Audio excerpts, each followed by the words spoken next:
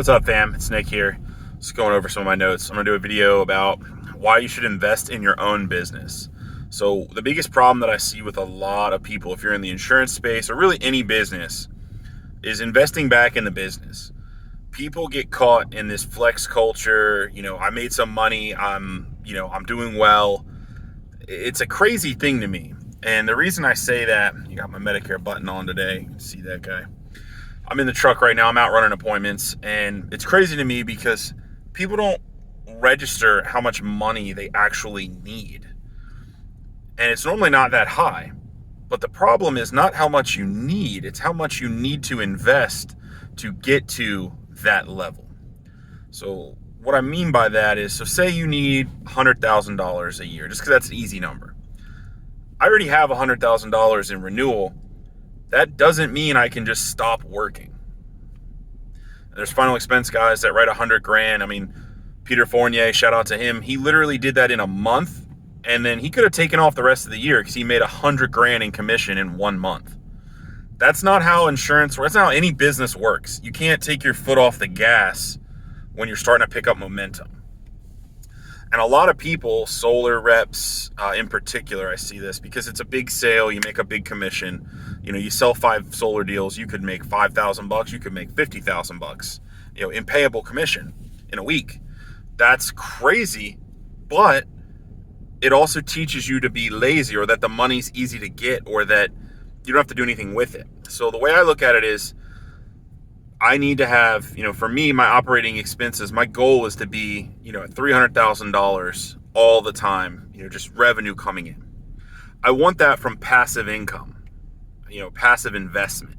So whether that's real estate or, if you buy stocks, dividends, whatever you do it, figure out what your number is and then what you need to invest to get to that number, not what you need to make at your business.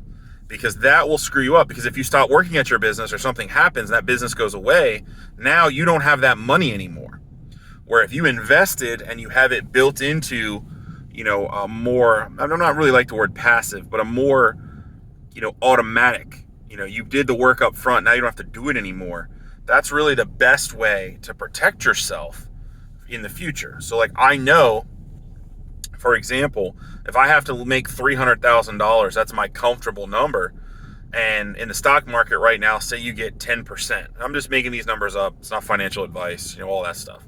Say you make 10%. Well, that tells me that I have to have $3 million in the stock market to hit my $300,000 number. So my goal is to make $3 million, not to just make my $300,000.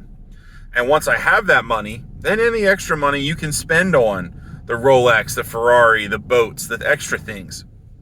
And that's the problem, in insurance and a lot of industries, is that flex culture. You go out and you have your first big month, you make $30,000 or $40,000 or $100,000, and you spend 3/4 of it because you're like, I'm going to reward myself. Well, but you didn't hit the most important goal. I'm not saying don't treat yourself. I'm not saying don't buy nice things or live frivolously. I'm saying that, keep it in perspective. If I go out and a month I make $30,000, well, you better damn believe a big portion of that is going into my investments. It's going into buying real estate. It's going into stocks and bonds. Or like at this time, I'm putting it all back in my business. I want my business to be at a point where it doesn't matter if I'm out writing business, we're making money. Other people, my employees, my downline, my agents, I'm making money, or I'm selling other products. I'm selling you the leads, I'm selling you the CRM, selling you the training, because now my business has all these different ways to make income. If one of them trips or falls down or has a problem, there's another to help, fill that gap on top of my renewals and my sales and things like that. So you got to keep that in perspective. And that's something that I always tell people. It's like, everyone's always like, how much, I got to make $100,000. No, it's not true. You need to make $200,000 or more, $300,000, $1 million. You need to make more to fuel your investments so that when you can't make that money, or you don't want to make that money, or, anything happens, you have a cash flow source that's just sending money your way, and it's on autopilot or automatic fill. Not saying you don't have to do any work for it. There is no such thing as a completely passive income. because you have to do some work at some point to build the machine to make the money. That's what I always say about the vending machine business. That is about as passive income as you can get, except for you, number one, have to buy the machine, fill it, put it in its location, and then maintain it. Investments are the same way. If you just buy an investment and don't ever think about it again, that's irresponsible because anything could happen. That's like I bought this wonderful rental house and it burned down and then you didn't do anything about it. Well, it's not passive anymore. You need to fucking figure out what you're going to do. You're going to collect the insurance. You're going to, rebuild it. What are you doing to manage that investment? So there is no 100% hands-off investment. If someone says that to you, that's just not a good answer. Even if you're using a fund manager, you have to call them periodically or at least look at the documents they're sending you to see how your investments are performing in case you want to make a change. You know what I mean? You have to be active in the management of your money. And that's the problem, is people are actively managing it wrong. I literally had a sales guy, and the reason this jumps to mind is he sold cars, and I told him how to sell insurance. He went out and he sold some final expense. He made like 25 grand in a month. It was a great month for him. I was super pumped. Well, what does he do? Number one, he hasn't gotten a chargeback yet. Number two, it's his first month. He goes out and spends all that money. He's like, yeah, Nick, I went out and I bought this Rolex. And I'm like, well, good on you for buying something that at least you can resell it, but you didn't save any money for leads. Like, you didn't put any money in your business. You didn't put any money in your marketing. You didn't send out thank you cards. You didn't do any of the other things I told you to do. You went out, made your sales, and now you're, basically back to broke, and you're scrambling to put together some money or get a credit card to order more leads to go try to do it again. I said, why didn't you just take, 10 grand of that money and said, all right, well, now I got a few weeks worth of leads. I can just, I can refill my lead bank, and I wrote this down for him. You need a lead bank, a budget of money that you spend on leads every week. And he was like, oh yeah, I did. I have $1,000. I'm like, how much did you spend to make 5 grand? Or, how much did you spend to make 5 grand, 25? How much did you spend on your leads? He's like, well, I spent like $3,000, 4,000, something like that. And I'm like, okay, so now you have a quarter of the budget and you're expecting to do it again and make 25 grand?